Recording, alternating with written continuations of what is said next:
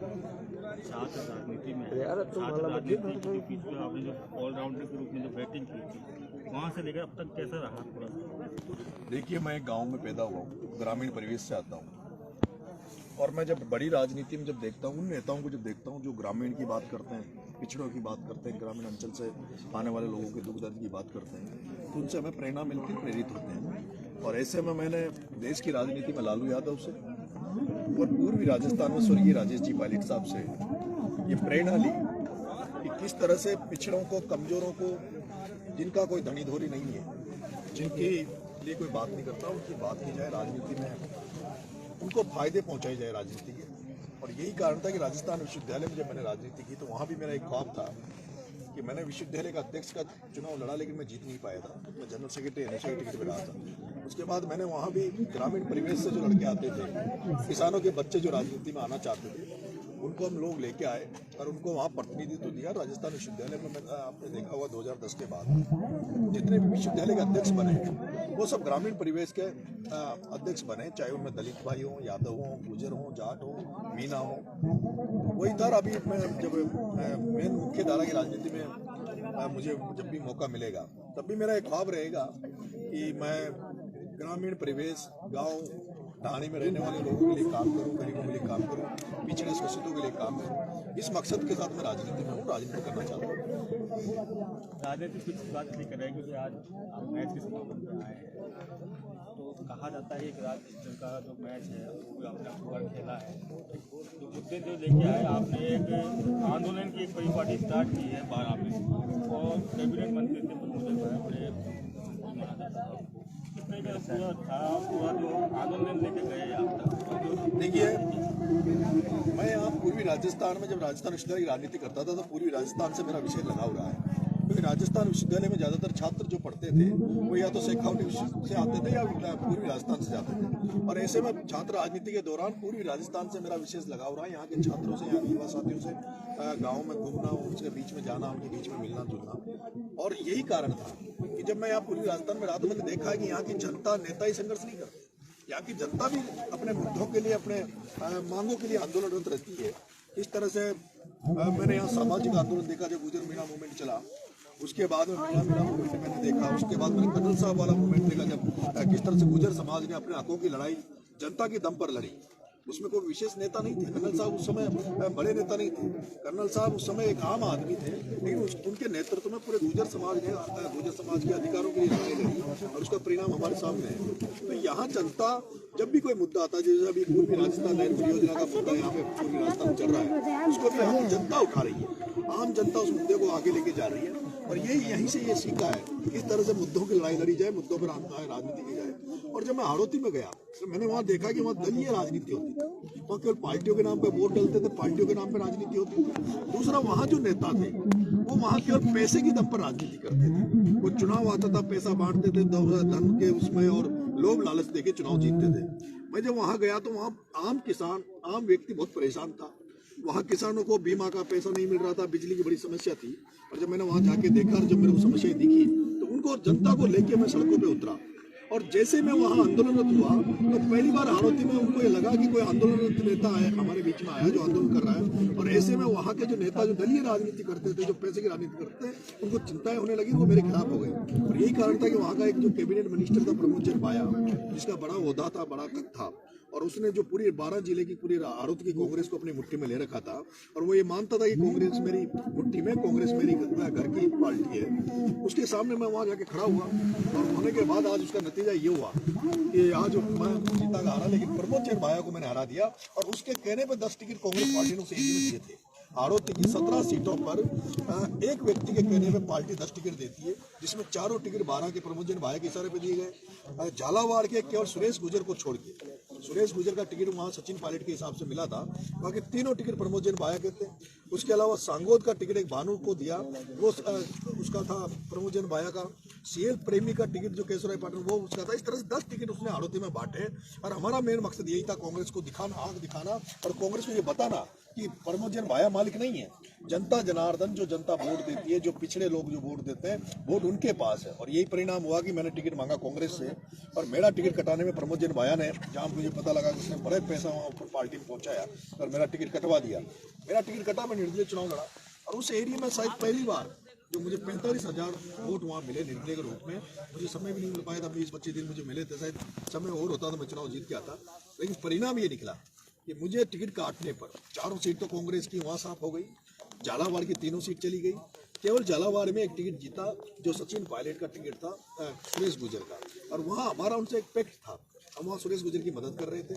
ऐसे वहाँ भी उनको भी फायदा मिला। और मैं ये मानता हूँ कि मुझे पायलट साहब टिकट नहीं दिला पाए, लेकिन पायलट साहब का आशीर्वाद मेरे ऊपर रहा, उनके समर्थकों का आशीर्वाद मेरे ऊपर रहा। और मुझे लगता है कि वहाँ एक बड़ा उसके रूप में 60% गुर्जर समाज ने मुझे वोट भी दिया और पैसा भी दिया।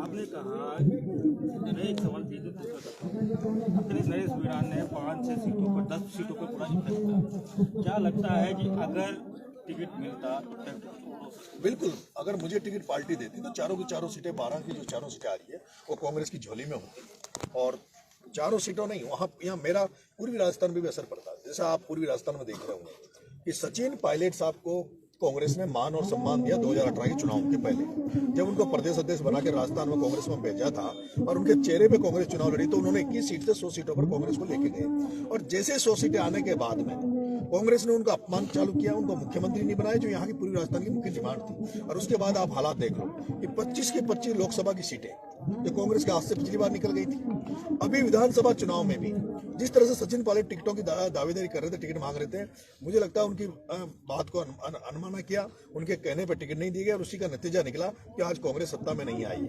दूसरा, इस चुनाव में जहां सचिन पायलट का कांग्रेस ने अपमान कर रही थी, वहीं किरोड़ी लाल को मीणा जी, जिनको यहाँ मीणा समाज बड़ा अपना नेता मानते हैं, उनको बीजेपी ने इस तरह से प्रोजेक्ट किया था, इस बार इस तरह से शो किया था, जिस तरह से टिकट बांटे गए पूरी राजस्थान में कि भाई किरोड़ी लाल जी को चुनाव के बाद में मुख्यमंत्री का मुख्य चेहरा बना सकते हैं और मुख्यमंत्री बना सकते हैं। और अभी मैं देख रहा हूँ कि जैसे ही ये रिजल्ट आया और पूरे लोग पूरी राजस्थान की उम्मीद लगा के बैठे थे कि भाई पिछली बार हमने सबने सचिन पायलट के नाम पर कांग्रेस को सीटें जिताई थी, उस समय कांग्रेस ने सचिन पायलट को मौका नहीं दिया। हो सकता है इस बार पूर्वी राजस्थान से किरोड़ी लाल जी को मौका दे, और यही कारण था कि पूर्वी राजस्थान में ज्यादातर सीटें बीजेपी की तरफ गई है। लेकिन ये पूरी राजस्थान ही नहीं, पूरा हाड़ौती और पूरा जो राजस्थान है वो बड़ा निराश हुआ कि एक व्यक्ति जो सड़कों पे आंदोलन था, जिसने 5 साल विपक्ष की भूमिका किरोड़ी लाल मीणा ने राजस्थान में निभाई, उसके बावजूद भी उनको टिकट मुख्यमंत्री नहीं बनाया। फिर चलो छोड़ो मुख्यमंत्री नहीं, फिर लोग सोचते थे भाई डिप्टी सीएम हमें मिलेगा, लेकिन आज मुझे लगता है उसके बाद डिप्टी सीएम भी उनको नहीं बनाया। और इससे आज बहुत ज्यादा लोग नाराज है, क्योंकि मंत्री का पद, पहले वो सांसद रह लिए, मंत्री हो रह लिए, उनका बड़ा होता है। और मुझे तो ऐसा लगता है कि डॉक्टर साहब को जिस तरह सचिन पायलट ने कांग्रेस को आंख दिखाई, कांग्रेस को निपटाया, कांग्रेस का सुपड़ा साहब राजस्थान में किया, मुझे उम्मीद है कि किरोड़ी लाल जी आने वाले समय में बीजेपी का सुपड़ा साहब किरोड़ी लाल जी यहाँ पे कर देंगे। दोनों सवाल, एक सवाल, क्या पार्टियां, जो राजनीतिक पार्टियां हैं, जन भावनाओं को समझने में गलतियां कर जाती है? पिछली बार सचिन पायलट को समझने में गलती की थी, अब की बार किरोड़ी लाल मीणा को फ्रंट करने में क्या गलती कर रहे हैं? भाई यही कारण है कि राजस्थान में किसान कौमों का बड़े उसमें होना, जैसे जाट समाज, माली समाज, गुर्जर समाज, ये बड़ी कौमें है। और राजस्थान में कभी भी मुद्दों पे चुनाव नहीं हुआ। राजस्थान में जब भी चुनाव आता है तो जातीयता में बदल जाता है, और यहाँ की जो जातियां हैं वो अपने लीडर्स में अपनी पूरी आस्था रखती है। लेकिन जिस तरह से सचिन पायलट को कांग्रेस ने तवज्जो नहीं दी, उसके बाद डॉक्टर साहब को, किरोड़ी लाल जी को इस बार बीजेपी ने नहीं दी। अब इसका रिजल्ट, इसका परिणाम तो आने वाले चुनाव में पता लगेगा भाई कौन किधर जाता है। लेकिन मुझे लगता है कि पूर्वी राजस्थान में आज ही, अभी चुनाव जस्ट खत्म हुए हैं, लेकिन जैसे मैं गांव में घूमता हूँ, जनमानस से बात करता हूँ, तो लोगों में बीजेपी के प्रति भयंकर गुस्सा है कि एक भजन लाल जी शर्मा जिनका कभी नाम नहीं सुना, जो पहली बार एमएलए बने, जहां गजेंद्र सिंह जी शेखावत, वसुंधरा राजे सिंधिया, राजेंद्र जी राठौर, किरोड़ी लाल जी मीणा, इतने senior leaders Bharatiya Janata party में होने के बावजूद भी एक व्यक्ति को जिसको कोई जानता नहीं और उसको लाके आप मुख्यमंत्री बना देते हो, तो लोगों में निराशा है। अब आगे देखते हैं कि वो किस तरह का अपना कार्य करते हैं। बीजेपी ने अच्छा मैसेज देने की कोशिश की है कि एक ऐसे आदमी को जो कहीं दिखाई नहीं दे रहा था उनको सीएम बना दिया, तो क्या कांग्रेस को अगर समय पर डिसीजन लेने देखो राजनीति में अनुभव बहुत जरूरी है, ठीक है, और राजनीति में जनता के बीच में वो कितना अपना मैसेज दे पहुंच उनकी होती है, कितने लोग उनके समर्थन में आते हैं।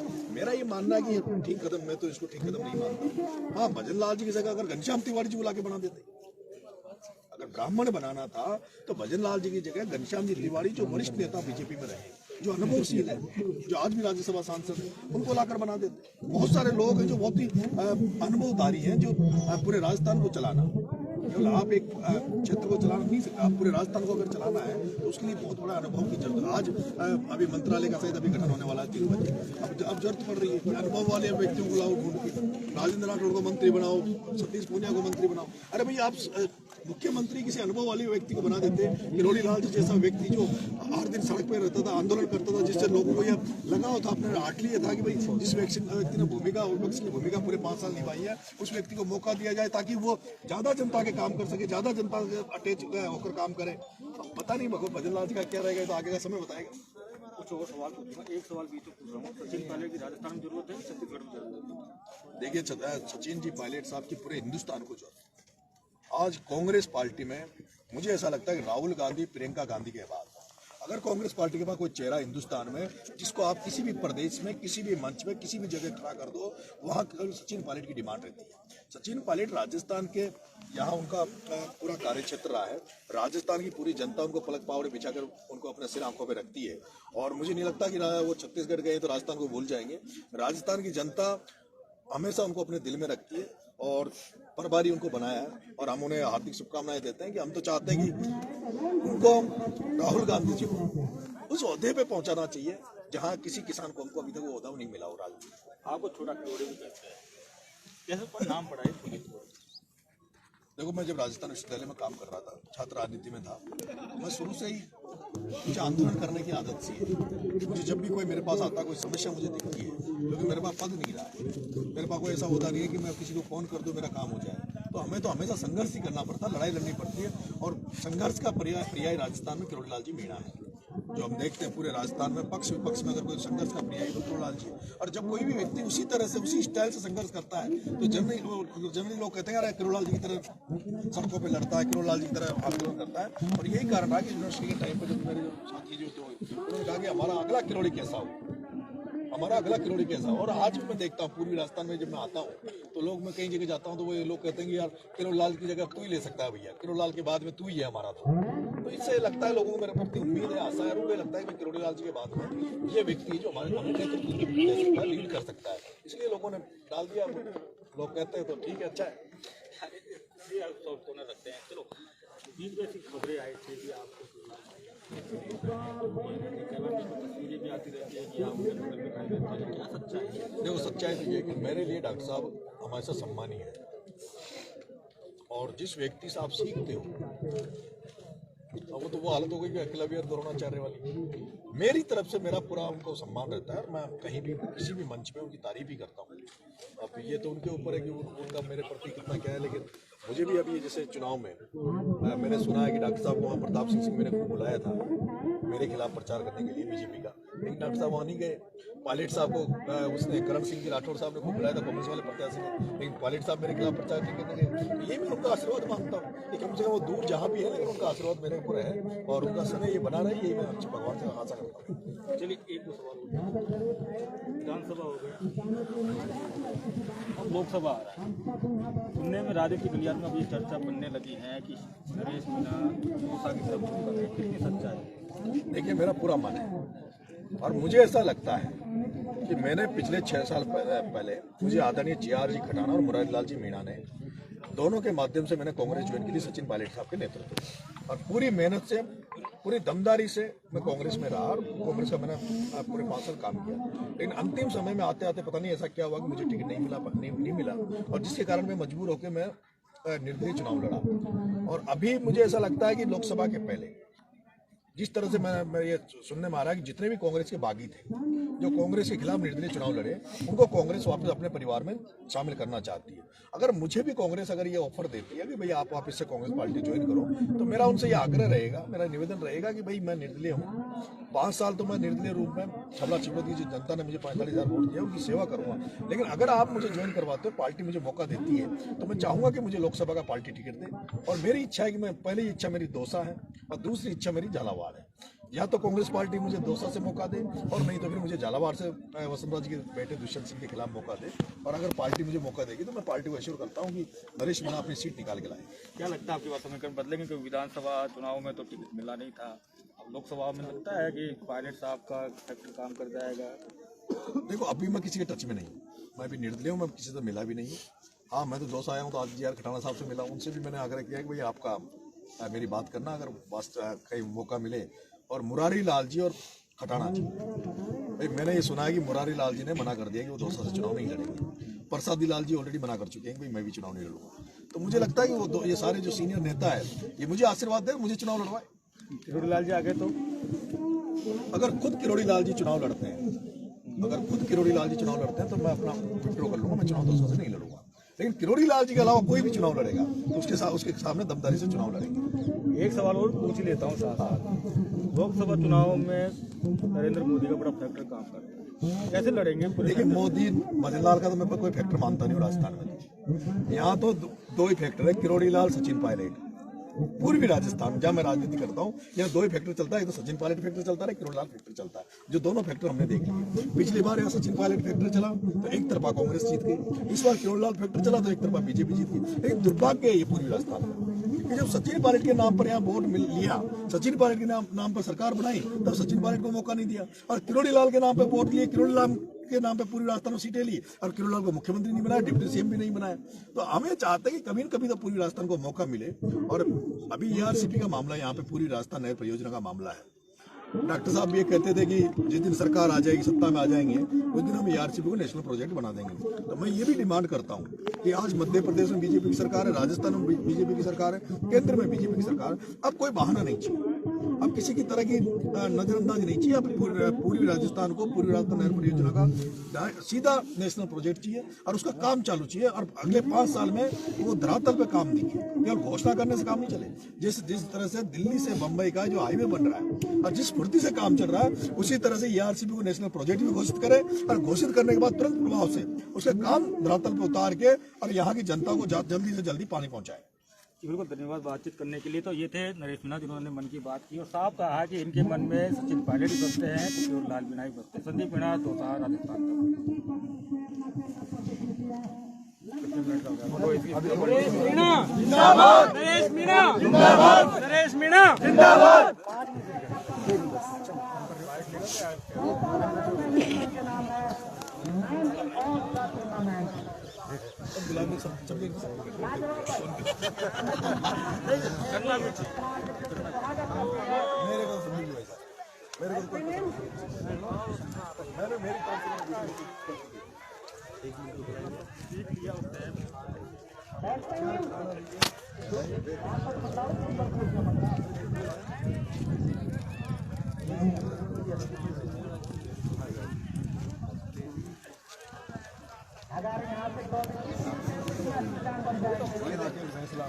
प्यार से खाना कहाँ गया?